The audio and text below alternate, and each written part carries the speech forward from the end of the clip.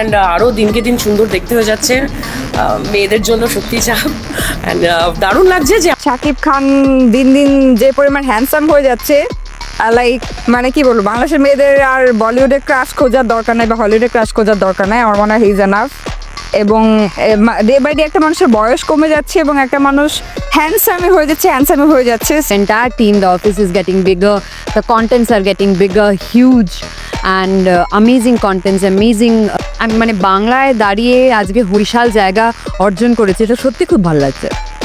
ওর যে ইমপ্রুভমেন্ট, ও যে নিজেকে নিজে একটা জায়গা থেকে, ওকে তো আমরা অনেক আগে থেকে যেহেতু আমরা একসাথে শুরু করেছি আমাদের ক্যারিয়ারটা, ওখান থেকে নিয়ে এখনকার শাকিব খানের অনেক অনেক আকাশ পাতাল পার্থক্য। ওর ইমপ্রুভমেন্টের জন্য ওকে আমি অ্যাপ্রিসিয়েট করি। আমাকে প্রথম শাকিব খান থেকে বলে যে কেমন লাগে হিরোইন, আজকে তো হিরোইন।